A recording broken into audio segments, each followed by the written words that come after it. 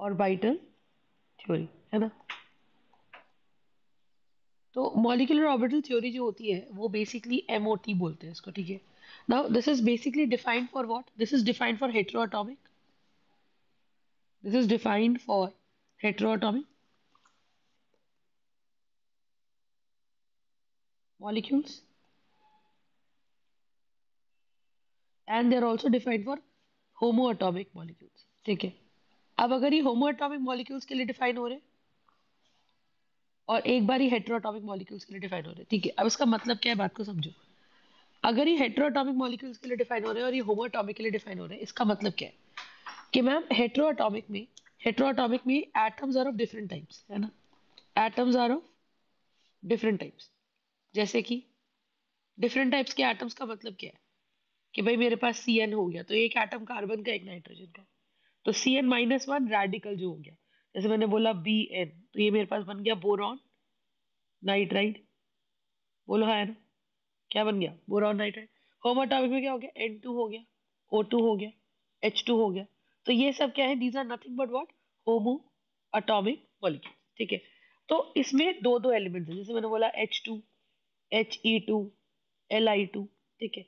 अब होता क्या है कि जो हमारा होमोटॉमिक मॉलिक्यूलर है या मॉलिक्यूलर ऑर्बिटल थ्योरी है, ये क्या बताती है, ये बेसिकली हमको थोड़ा डिटेल में बताती है कि weather a particular molecule can exist और नॉट। लिखते जाओ, weather a particular molecule can exist और नॉट, पहली चीज, ठीक है।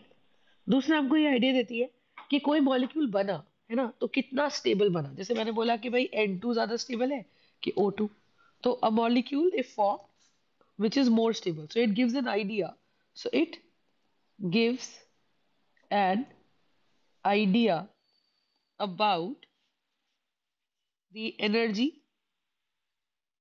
requirements, it gives an idea about the energy requirements of a particular molecule, है ना, कि कोई मॉलिक्यूल कितना स्टेबल है। समझ में आ रही है। तो ये N2 या O2 जो है ये किसका आइडिया देती है, it gives an idea about the energy requirements of a particular molecule. करते समझ में आ रहा है। अच्छा, थर्ड देखो, थर्ड हमको ये बताता है, ये it gives an idea about the bond energy या बॉन्ड ऑर्डर। बॉन्ड ऑर्डर है क्या, what do you mean by bond order. Bond order basically means what, bond order basically means कि जैसे H2 लिखा, तो छोटी क्लासेस में हमको क्या सिखा देते हैं कि एक इलेक्ट्रॉन H का, एक दूसरा इलेक्ट्रॉन इस H का।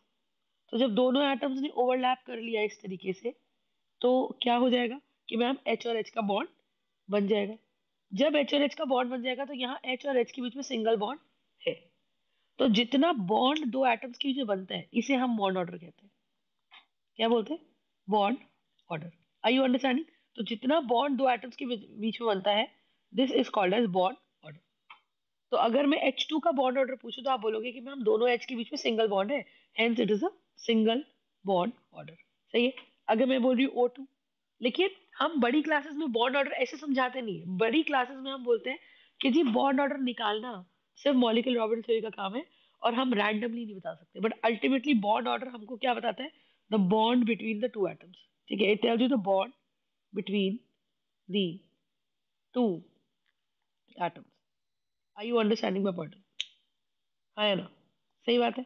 अब देखो O के बीच में हम बोल रहे हैं तो O का एटॉमिक नंबर क्या होता है, 8 होता है। तो कॉन्फ़िगरेशन 2 6 होती है, तो ये बड़ा 1 2 3 4 5 6, ये बड़ा 1 2 3 4 5 6। तो हमारे पास इस तरीके से दो बॉन्ड्स बन जाते हैं। और जब बॉन्ड्स बन जाते हैं तो एक इलेक्ट्रॉन इसका इसका सिंगल बॉन्ड, एक इसका सिंगल बॉन्ड, तो यहाँ पे बन जाएगा O double bond O। Are you understanding my point, ठीक है। तो ये O डबल बॉन्ड O बन गया। तो मैं ये बोल रही हूँ कि यहाँ पे bond order of oxygen molecule क्या हो गया, लिखते जाओ। Bond order of oxygen molecule क्या हो जाएगा, bond order of oxygen molecule हो जाएगा हमारे पास 2। कंसेप्ट समझ में आ रहा है। तो bond order of oxygen molecule is nothing but just 2। Concept clear है।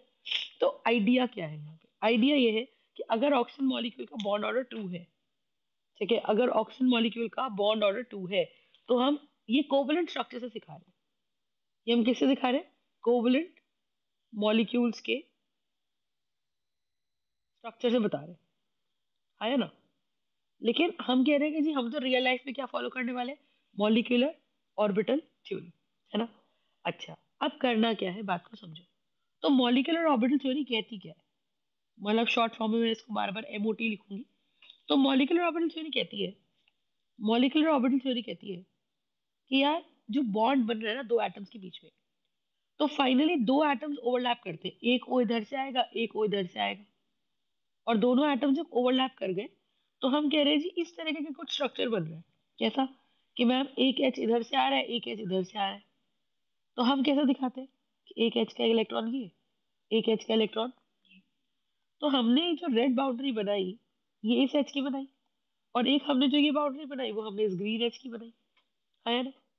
अब उससे होगा क्या, होगा उससे ये कि जब हमने ये बाउंड्री बनाई, ठीक है, तो हुआ क्या, हुआ ये कि मैम जब ये बाउंड्री बनी तो फाइनली ये रेड बाउंड्री का मतलब ये हुआ कि इसके न्यूक्लियस की फोर्स ऑफ अट्रैक्शन अपने इलेक्ट्रॉन्स के साथ साथ, अपने इलेक्ट्रॉन कौन सा है, क्रॉस वाला, के साथ साथ अट्रैक्शन पहुंच रही है कहाँ तक, कहाँ तक, डॉट तक।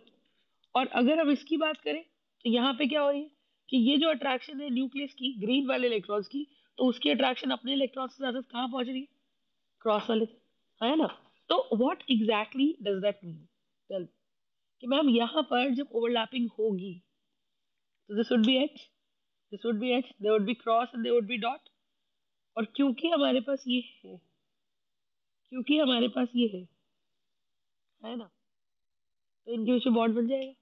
तो ये जो इलेक्ट्रॉन्स हैं हमारे पास, this would be what, this would be set of two electrons experiencing experiencing a force of attraction, है ना, experiencing a force of attraction। तो माय पॉइंट इज कि यहाँ पे होगा क्या कि अब कॉमन एरिया क्या है, कॉमन एरिया अपने पास ये है, ये है, बोलो है ना, और एक ऐसा आ गया, तो फाइनली मॉलिक्यूल ऐसा बन रहा है। तो हम ये बोल रहे हैं कि जब एटम्स ओवरलैप कर गए और मॉलिक्यूल बन गया, तो अब मॉलिक्यूल की अपनी एक नई शेप है, वो फाइनल शेप ये है। तो जब तक हम इसको इंडिविजुअल एटम मान रहे थे तो हम ऐसा बोलते थे कि एटम में न्यूक्लियस के चारों तरफ कुछ जगहें ऐसी हैं जहां पे इलेक्ट्रॉन के मिलने की प्रोबेबिलिटी मैक्सिमम है, कुछ जगहें ऐसी हैं जहां पे इलेक्ट्रॉन के मिलने की प्रोबेबिलिटी मैक्सिमम है। तो जहां पे इलेक्ट्रॉन के मिलने की प्रोबेबिलिटी मैक्सिमम है,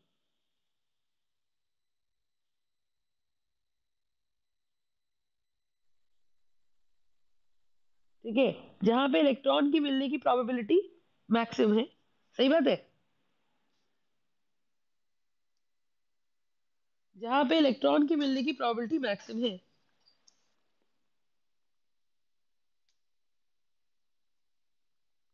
तो वहां पे हम कह रहे हैं वो हमारा एटॉमिक ऑर्बिटल है, वो हमारा क्या है, एटॉमिक ऑर्बिटल, बोलो हाँ ना। अब क्योंकि ये हमारा एटॉमिक ऑर्बिटल है, एट द बैक क्या हो रहा है कि जब ये मॉलिक्यूल बन गया, तो मॉलिक्यूल में आप देखो ये जो बीच में एरिया आ रहा है दो न्यूक्लियस के बीच में, और this is the area, this is the area where where the probability of finding an electron is maximum.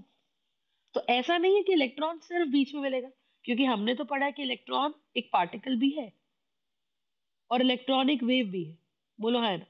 तो नॉर्मली हम ओवरलैप ऐसे दिखाते हैं, तो हमने कहा कि भाई एक एटम ऐसे ओवरलैप कर गया, एक एटम ऐसे ओवरलैप कर गया, लेट्स से एटम ए था, एटम बी था, ओवरलैप करने के बाद फाइनली शेप कुछ ऐसे दिख रही है, तो हम कह रहे हैं ये जो शेप बनी ये मेरा एक मॉलिक्यूल की फाइनल शेप बनी।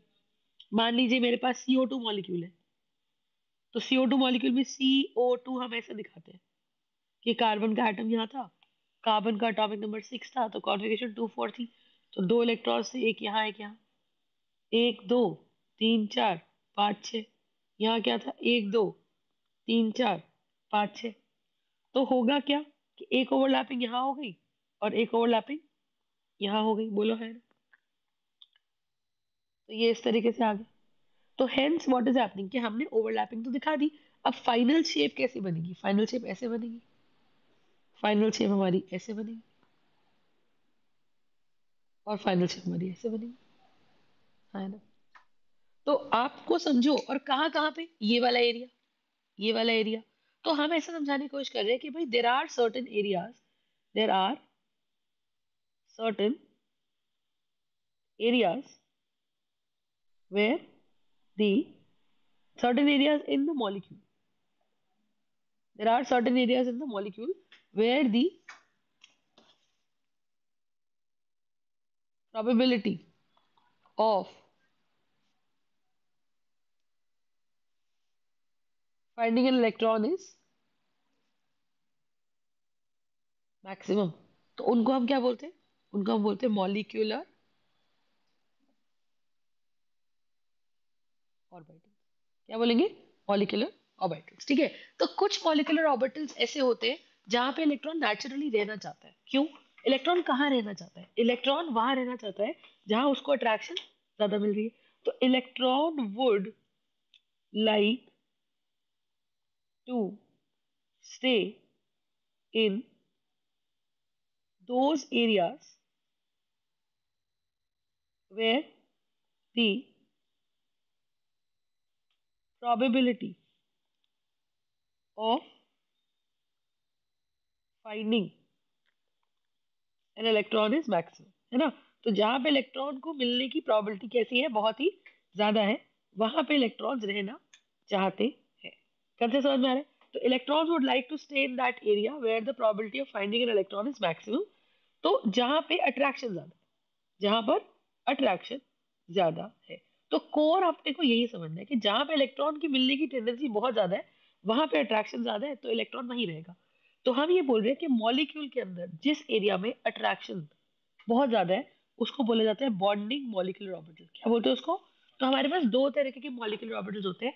एक होता है बॉन्डिंग मॉलिक्यूलर ऑर्बिटल, और एक होता है एंटी बॉन्डिंग मॉलिक्यूलर ऑर्बिटल। तो what is bonding molecular orbital? Bonding molecular orbital जो हुआ, वो कौन हुआ? जहां पे इलेक्ट्रॉन के मिलने की प्रोबेबिलिटी बहुत ज्यादा है ना? और एक क्या हुआ हमारे पास? एक लिखो। एक होता है anti bonding. Anti bonding molecular orbital का सीन क्या है? एंटी बॉन्डिंग मॉलिक्यूलर ऑर्बिटल में, एंटी बॉन्डिंग मॉलिक्यूलर ऑर्बिटल में होगा क्या? बताओ। एंटी बॉन्डिंग मॉलिक्यूलर ऑर्बिटल में होगा क्या? बोलो। एंटी बॉन्डिंग मॉलिक्यूलर ऑर्बिटल के अंदर सिनेरियो क्या है? बोलो। कि भाई मैम इलेक्ट्रॉन्स जो है, ठीक है, तो एंटी बॉन्डिंग मॉलिक्यूलर ऑर्बिटल का सीन क्या है? कि there or at these places the electron will not experience much attraction. Do you understand my point? So at these places the electron will not experience much attraction, or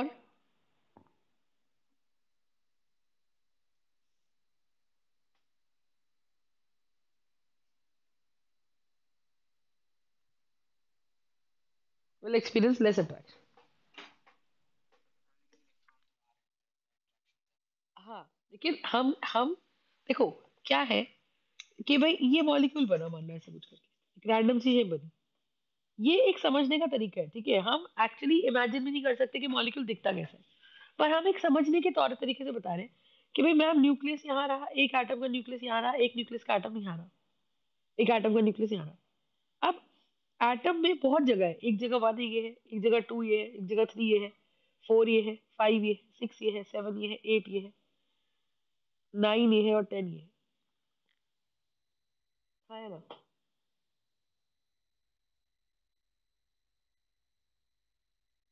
सही बात है।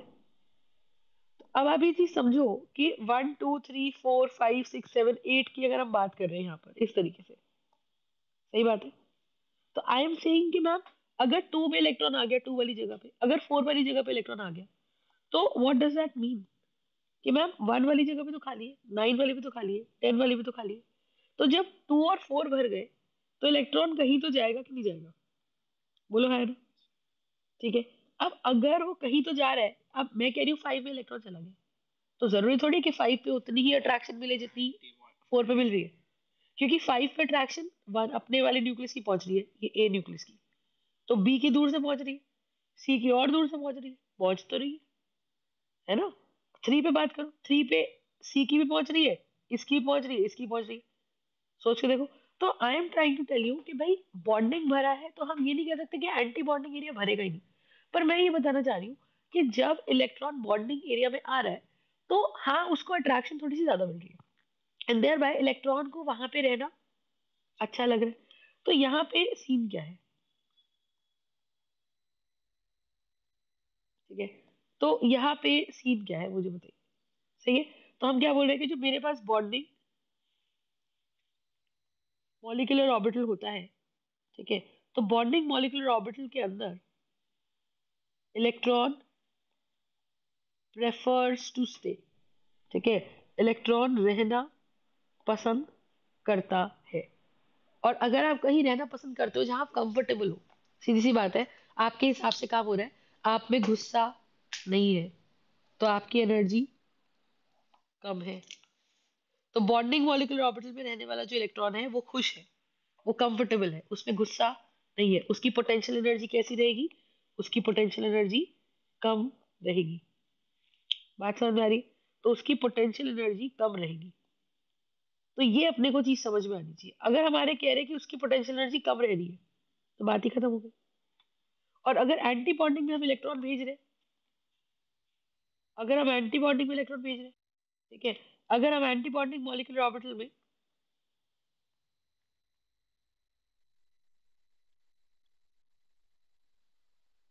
हम अगर क्या कर रहे हैं, अगर हम एंटी बॉन्डिंग मॉलिक्यूलर ऑर्बिटल में इलेक्ट्रॉन्स को भेज रहे हैं रहने के लिए, है ना, तो क्या होगा मुझे बताइए कि भाई दैट इलेक्ट्रॉन वहां पे उसको लेस अट्रैक्शन मिल रही है, it is experiencing it is experiencing less attraction, सही बात है। और क्योंकि उसको लेस अट्रैक्शन मिल रही है, so so it's energy would be high. कौन सी energy, it's potential energy, it's potential energy would be high, ठीक है। तो ये अपने को चीज समझ आनी चाहिए, it's potential energy would be high.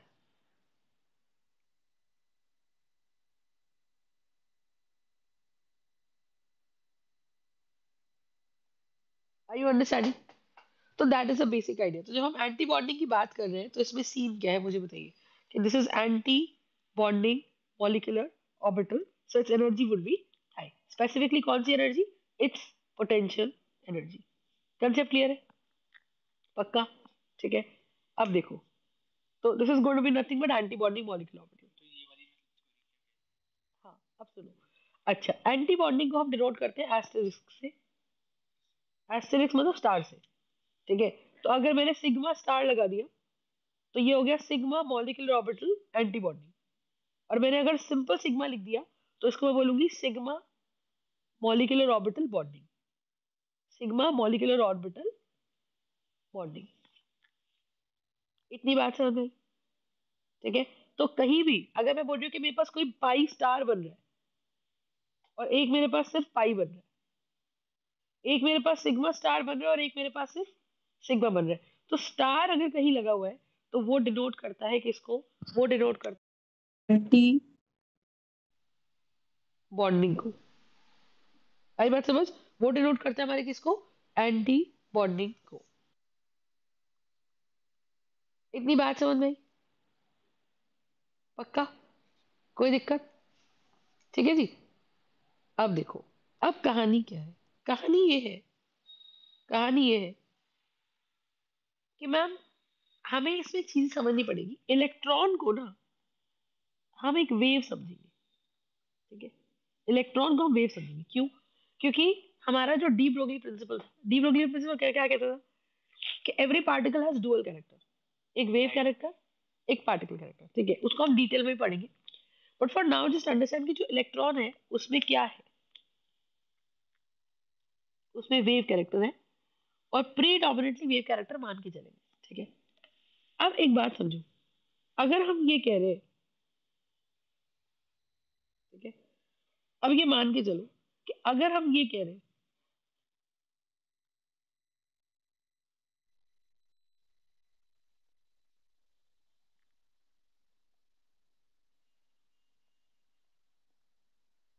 सही है। तो इलेक्ट्रॉन को हम प्रीडोमिनेटली क्या मान रहे हैं? Wave character. अच्छा एक बात बताओ, अगर मैं कहती हूँ कि दो एटम्स ओवरलैप करें, if we say that two atoms overlap, तो एक इधर से ओवरलैप कर गया, एक इधर से कर गया, तो एक ए कर गया और एक बी कर गया। तो ओवरलैप कौन कर रहा है? ओवरलैप आइडियली अगर हम देखें तो एक कॉमन इलेक्ट्रॉन की फाइट हो रही है। फाइट किसकी? फाइट मतलब किसकी रिक्वायरमेंट है कि भाई ए एटम को भी और बी एटम दोनों को कॉमन एरिया में इलेक्ट्रॉन चाहिए। तो यहाँ पे हम बोल रहे हैं कि ओवरलैप हो रहे हैं एटम की शेल्स के। थोड़े और एडवांस लेवल पे थोड़ा सा बोलेंगे तो क्या बोलेंगे कि जब दो एटम्स ओवरलैप करें तो उनके ऑर्बिटल्स ओवरलैप करें। ठीक है, जब उनके ऑर्बिटल्स ओवरलैप करें तो क्या हो रहा है बताओ? जब उनके ऑर्बिटल्स ओवरलैप करें तो क्या होगा बताओ?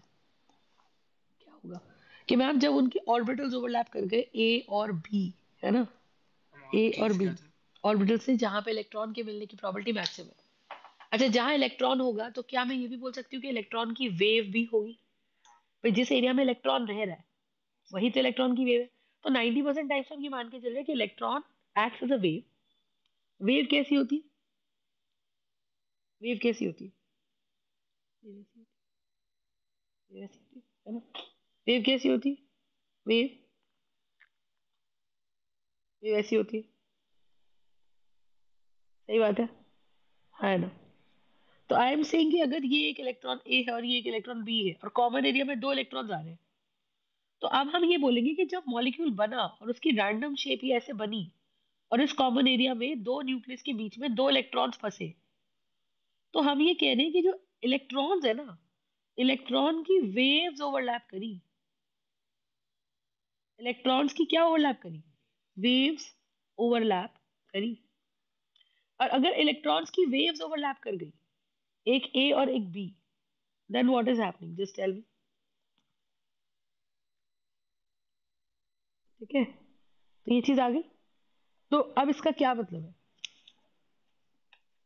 कि अब वेव्स ओवरलैप करने के दो तरीके देखो कैसे। सो लिखो इसको, द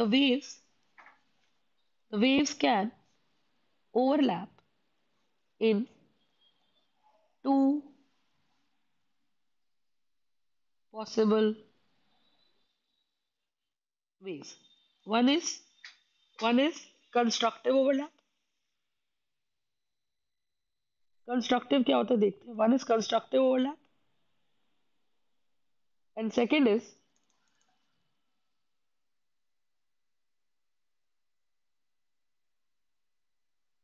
destructive overlap। ठीक है, तो one is constructive, one is destructive। Constructive का मतलब crest will fall on crest।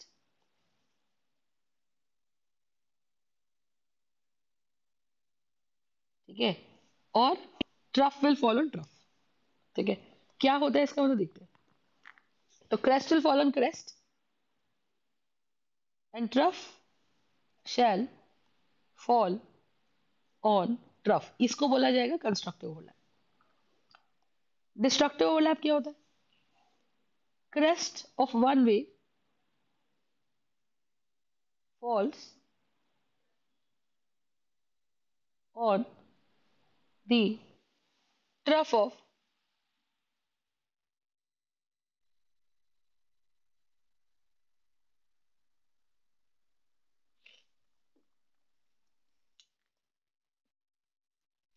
crest of one wave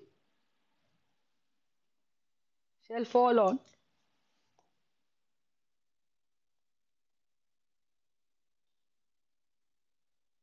the trough of another wave। That is called as what? Destructive overlap। सही बात है। तो one is constructive overlap and another one is destructive overlap। Right? Got the point? तो इसका मतलब क्या कि one is crest, one is destructive overlap and one is a constructive overlap। अब इसमें होता क्या देखो, ऐसे समझो जैसे साउंड वेव होती है।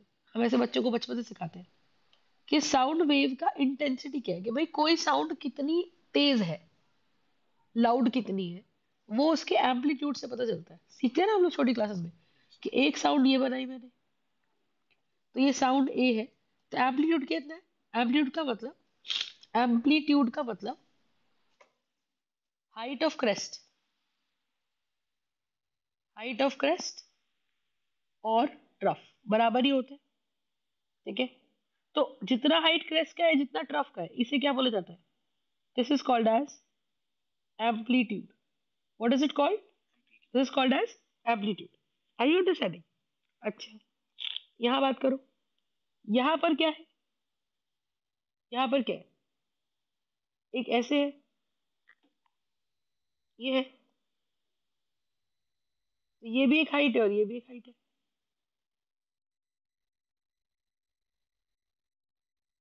ये भी एक एम्पलीट्यूड है। तो अगर इसका एम्पलीट्यूड ए है, इसका एम्पलीट्यूड एक्स है और इसका एम्पलीट्यूड वाई है, तो क्या मैं बोल दूं कि वाई बड़ा है एक्स से? क्योंकि ऑब्वियसली बात है, ये वाली वेव मुझे ऊंची दिख रही है। हाँ, है ना?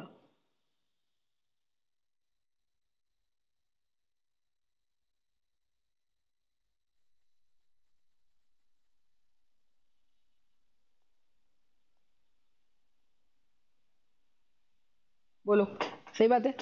अब वाई अगर मुझे एक्स से बड़ा दिख रहा है, ठीक है, तो लाउडनेस किस पे डिपेंड करती है?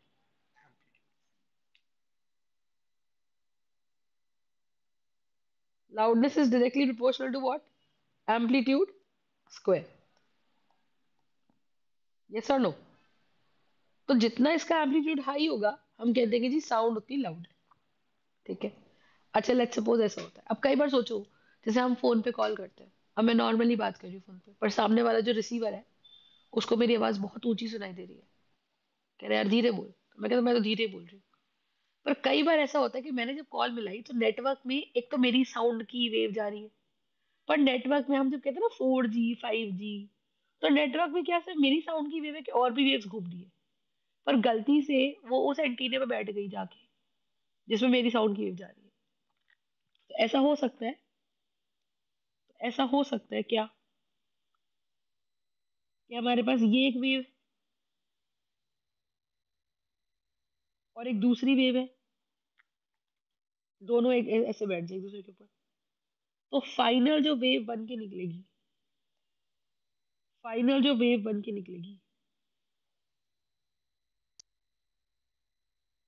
वो कैसे निकलेगी? फाइनल जो वेव बन के निकलेगी, वो कुछ ऐसी सी निकलेगी कि मैं तो बोल रही थी एक्स, और एक्स वाली वेव जो है वो चढ़ गई किस वाली वेव पे? वाई वाली वेव पे। तो जो नई वेव बनी, उसका नेट सम कितना आया? X plus y. सही बात है। तो इसका मतलब जो फाइनल वेव बनी, वो कैसे बनी? when crest falls on crest, trough falls on trough, so this is my final wave and this is my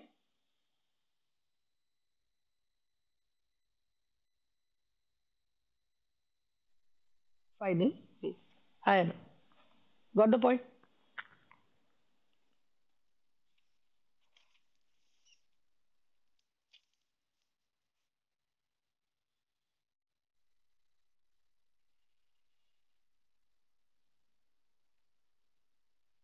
अब कई बार ऐसे भी होता है कि मैं कुछ बोल रही हूँ, रिसीवर को मेरी आवाज ही सुनाई नहीं दे रही, तो नेटवर्क क्या बोलता है? There is some congestion in the network. What does that mean? What does that mean? कि बहुत सारी वेव्स है। हो सकता है मेरी साउंड वेव पे, हो सकता है मेरी साउंड वेव पे, मान लीजिए ये एस वेव है, ये तो मैं बोल रही हूँ जिसका एम्पलीट्यूड एक्स, कोई वेव बैठ गई ऐसी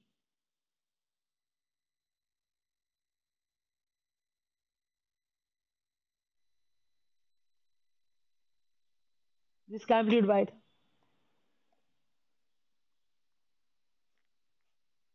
सही है।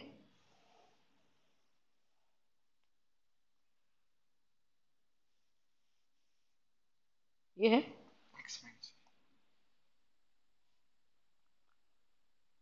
तो इसका एम्पलीट्यूड क्या है? X minus y. अच्छा, कई बार ऐसे होता है कि मैं बोल रही हूँ, सामने वाले को आवाज सुनाई नहीं दे रही, इसका मतलब क्या है? कि ऐसा हो सकता है कि मैम मेरी लाउडनेस की ये एक्स थी, दूसरी भी एक्स है, तो फाइनल साउंड आ गई ऐसी जीरो, ये फाइनल रिजल्ट है ना? अब फाइनल रिजल्ट जीरो ही आने का मतलब कि भाई वहां तो इलेक्ट्रॉन रुक ही नहीं सकता। तो अगर दो वेव्स कंस्ट्रक्टिवली ओवरलैप कर रही है ना, तो दोनों वेव्स कंस्ट्रक्टिव मतलब कुछ अच्छा होना, तो कुछ बड़ा बनना।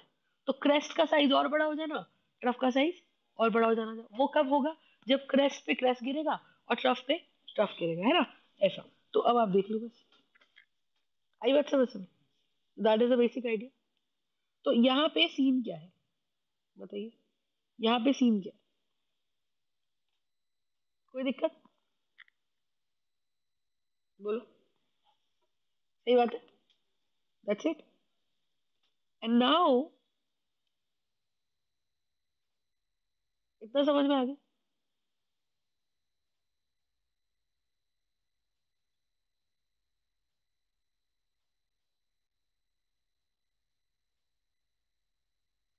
ठीक है, so this is basically the constructive overlap. अब हम ये बोलते हैं कि जो मेरे पास मॉलिक्यूलर ऑर्बिटल्स होते हैं, कौन से टाइप के?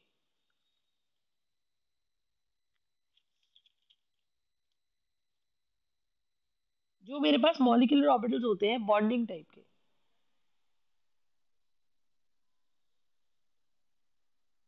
ठीक है, उनमें कंस्ट्रक्टिव ओवरलैप होता है। तो अगर बॉन्डिंग एरिया में दो इलेक्ट्रॉन्स आके गिर रहे हैं, तो हम ये बोल रहे हैं कि वहां पे इलेक्ट्रॉन्स की जो वेव है वो कंस्ट्रक्टिवली ओवरलैप कर रही है। सो वहां पे क्या हो जा रहा है? Constructive overlap. ठीक है, between the waves of two electron. Is it clear? ठीक है। अच्छा, अब केमिस्ट्री में हम क्या करते हैं? केमिस्ट्री में हम ये कहते हैं केमिस्ट्री में हम ये कहते हैं कि भाई एक वेव जैसे बनाई हमने, तो केमिस्ट्री में हम वेव का जो एम्पलीट्यूड है, इसको हम डिनोट करते हैं with psi. This is called as psi. What is it? Psi. ठीक है। अब जैसे मैंने बोला ये साई है, तो मान लीजिए इलेक्ट्रॉन ए है, तो मैं इसको लिखूंगी साई ए। कैसे लिखूंगी? साई ए। साई ए का मतलब amplitude of the electron wave, electron के वेव का एम्पलीट्यूड। ठीक है। और साई ए का मतलब इलेक्ट्रॉन ए का वेव का एम्पलीट्यूड। अच्छा जी, ऐसे मैं बोलूंगी क्या कि अगर मेरे पास कोई दूसरी वेव है, ये है, ये साई बी है, ठीक है, तो ये कितना हो जाएगा? Amplitude of the electron wave.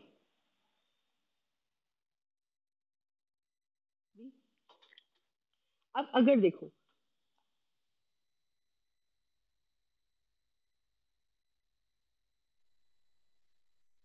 ये आया, एक वेव इधर से आई, this is psi A, this is psi B. सही है, ये जुड़ गए। अब फाइनल वेव बनी और ये कंस्ट्रक्टिवली ओवरलैप कर गए, तो मैं ये अज्यूम करके चल रही हूँ कि क्रेस्ट पे क्रेस्ट, टफ पे टफ गिर गया। तो फाइनल जो वेव बनी,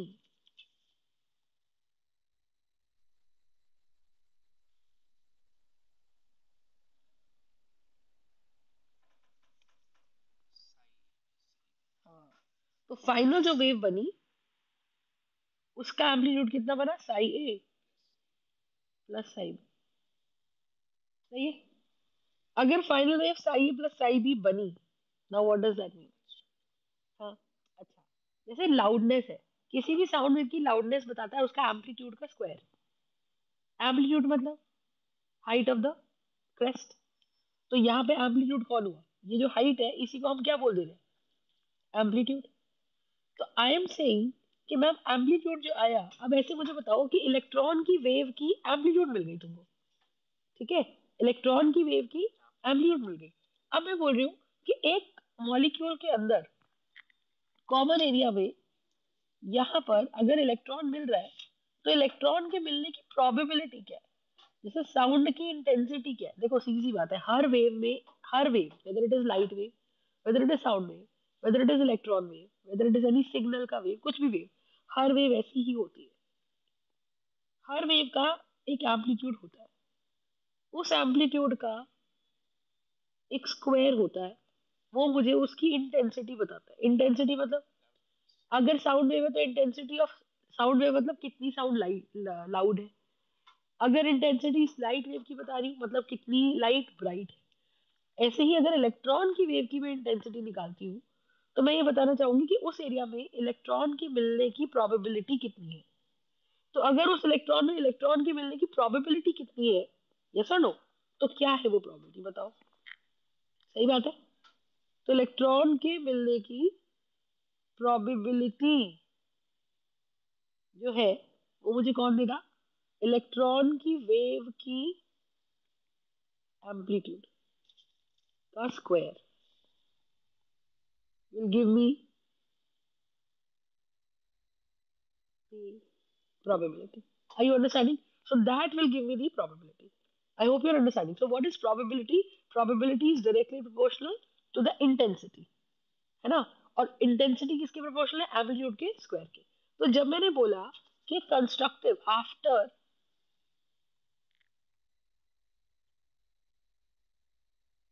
जब मैंने बोला कि आफ्टर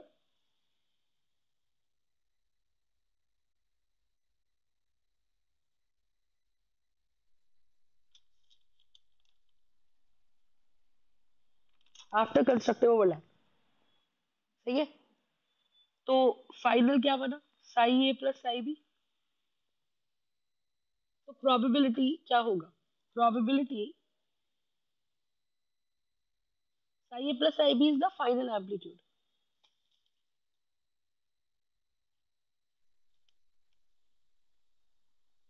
ठीक है। So probability of finding electron in constructive molecular orbital is directly proportional to psi A plus psi B का होल स्क्वायर। अच्छा इसको ओपन कर लो जरा। अच्छा एक बात बताओ, अगर सिर्फ एक वेव है तो उसका एम्पलीट्यूड है साई ए स्क्वायर। अगर दूसरी वेव अकेली है, ओवरलैप नहीं करती किसी से, तो उसका एम्पलीट्यूड क्या? Psi B square.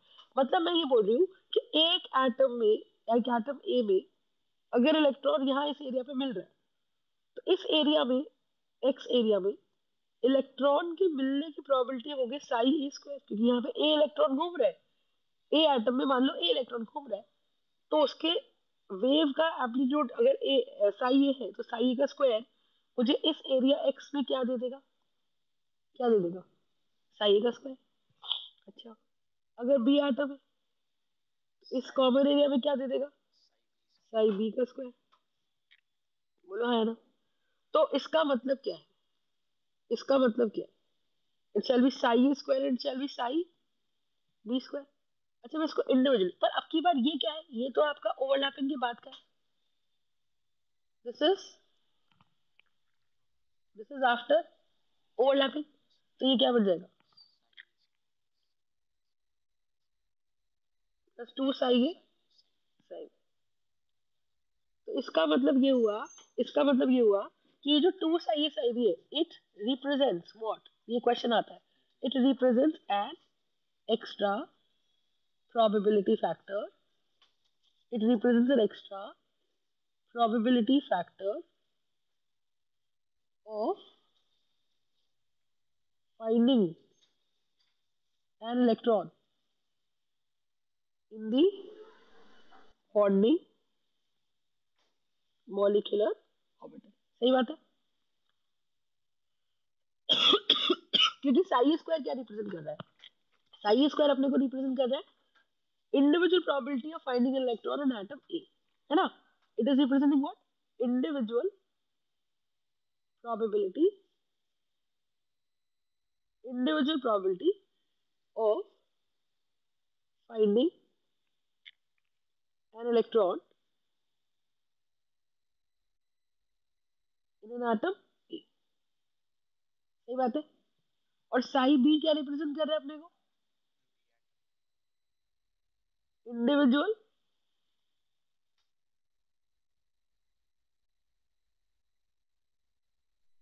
Probability of finding an electron in an atom B, individual probability. लेकिन टू साई साई भी क्या रिप्रेजेंट कर रहा है? ये आ जाएगा। हाँ या ना? कोई दिक्कत? बस बात खत्म। कोई दिक्कत है इसके अंदर तो बताइए। ठीक है, now this is the idea. ठीक है, ऐसे ही अगर मान लीजिए कहीं डिस्ट्रक्टिव ओवरलैप हो गया, तो डिस्ट्रक्टिव ओवरलैप कहाँ हो जाएगा? हाँ, तो कहाँ हो जाएगा?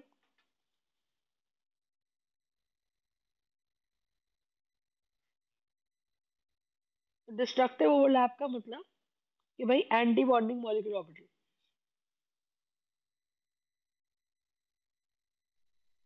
है ना? सही है। तो if it is destructive overlap which is anti bonding molecular orbital which would mean what, कि मैम यहाँ पे हो रहा है साई ए माइनस साई बी, क्योंकि दो वेव्स डिस्ट्रक्टिवली ओवरलैप कर गई। तो एक हो गया साई ए माइनस साई बी। सही है। अच्छा, तो एंटी बॉन्डिंग में हम क्या लिखेंगे? Probability of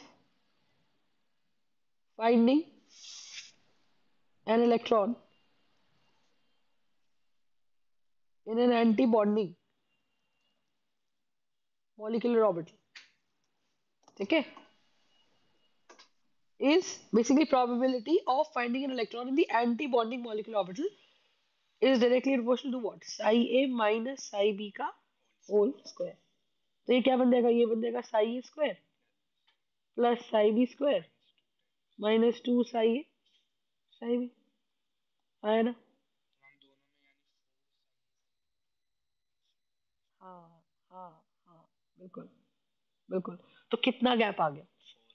four Sai A psi B का। तो ऑब्वियसली बॉन्डिंग की प्रोबेबिलिटी कितनी ज्यादा है और एंटी बॉन्डिंग की कितनी कम है। तो अब आप देखो तो अगेन द सेम फैक्टर। तो हम क्या बोल रहे हैं कि in an anti bonding, in an anti bonding,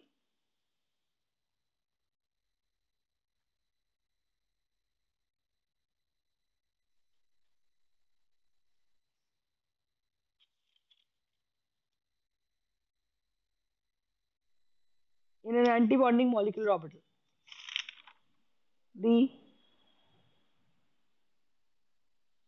probability of finding an electron is 2 psi a psi b less than the, हाँ,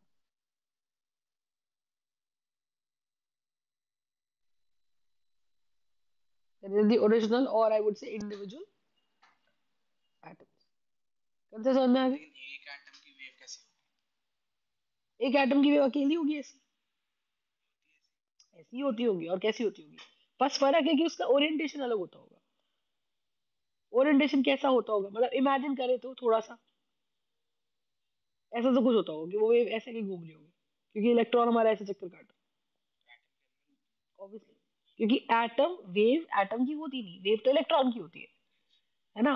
तो अगर इलेक्ट्रॉन चल रहा है, हर मूविंग ऑर्बिटल की वेव चल रही है, हर मूविंग इलेक्ट्रॉन की वेव चल रही है। कोई भी पार्टिकल अगर चल रहा है, अगर कोई पार्टिकल मोशन में है, तो उसकी वेव का मतलब है। समझ में आई बात? बात समझ में आई? तो हम ये मान, हाँ, तो हम ये मान के चल रहे हैं, हम ये मान के चल रहे हैं कि मैम जब भी कोई ऑर्बिट्स या ऑर्बिटल्स ओवरलैप करेंगे, तो देर आर, लिखो इसको, there are equal chances, equal chance मतलब equal probability, 50-50% chances of,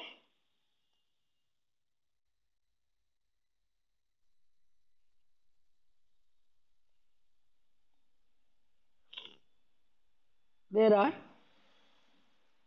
50-50% chances of the bonding molecular orbital BMO and ABMO,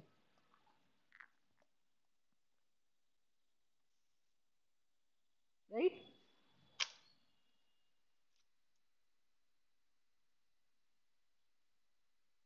To be formed. Got the point?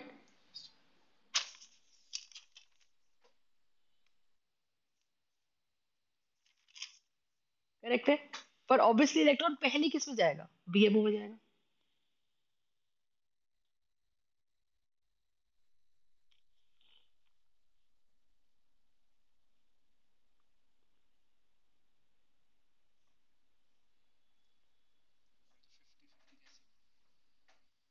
50-50 बनने के, टू बी फॉर्म्ड इलेक्ट्रॉन, लेकिन जा रहा किसमें? जाने का इलेक्ट्रॉन किसमें गिर रहा है वो अलग प्रोबेबिलिटी है।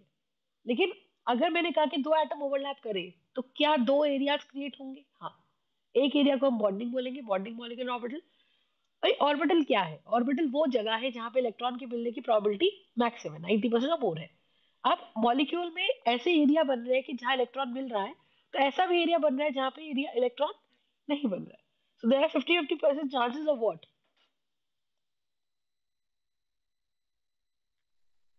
Of BMO and ABMO to be formed.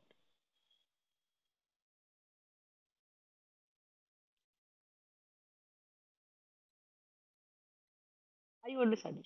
There are 50-50% chances of bonding molecular orbital. तो जिसका बीएमओ जिसका ज्यादा होगा तो वो ज्यादा स्टेबल बीएमओ एबीएमओ दोनों बराबर बराबर बनेंगे। अगर एक एटम में, एक मॉलिक्यूल में 5 बीएमओ है, बॉन्डिंग मॉलिक्यूलर ऑर्बिटल, तो 5 ही एंटी बॉन्डिंग मॉलिक्यूलर ऑर्बिटल भी बनेंगे, नो डाउट अबाउट इट। लेकिन अब इलेक्ट्रॉन की चॉइस है कि वो किस में पहले जाएगा।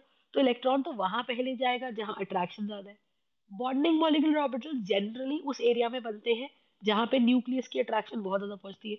तो समझने के लिए समझ लो, तो वो वाला एरिया जहां पे न्यूक्लियस, होगा तो N2 ज्यादा स्टेबल हाँ ऑफ कोर्स ऑफ कोर्स, ठीक है। तो उस एरिया में दो एटम ज्यादा पहुंच गए, दो इलेक्ट्रॉन जहां पे न्यूक्लियस की फोर्स ऑफ अट्रैक्शन पहुंच गई, तो ये वाला कॉमन एरिया आ गया जहां पे इनकी अट्रैक्शन ज्यादा पहुंच गई। बोलो है ना? बस बात खत्म। I you understanding my point? Concept clear है?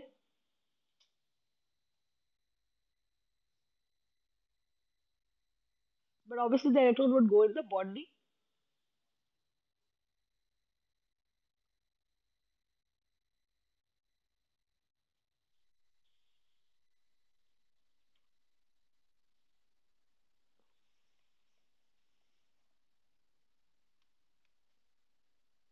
आई you understanding my point? Concept clear है? कोई दिक्कत इसके अंदर? ठीक है। तो ये हमारा पार्ट 1 है मॉलिक्यूलर ऑर्बिटल का। अब उसके बाद हम नेक्स्ट क्लास में और करेंगे।